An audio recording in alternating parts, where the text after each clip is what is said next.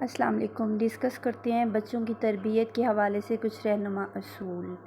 سب سے پہلا فوکس تو آپ اس چیز پر کریں کہ آپ کا بچہ ایک بہت اچھی اور پرسکون نیند لے۔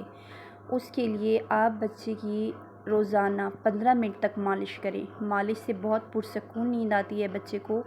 اور اس کے علاوہ اگر آپ دن میں بچے کو سلا رہے ہیں تو اس کمرے میں روشنی کا انتظام ہو، یعنی نیچرل روشنی کا، تاکہ بچے کو آئیڈیا ہو کہ دن ہے یا رات ہے۔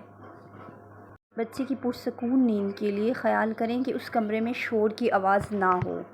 اس کے علاوہ جب آپ رات میں بچے کو سلائیں، اسپیشلی مائیں، تو ایسی مسٹیکس جو بچہ دن میں کرتا ہے ان کو کسی سٹوری کی شکل میں، کسی مورل لیسن کی شکل میں بچے کو ایسے بتائیں کہ اس کے مائنڈ میں بیٹھ جائے اور نیکسٹ وہ مسٹیک نہ کرے۔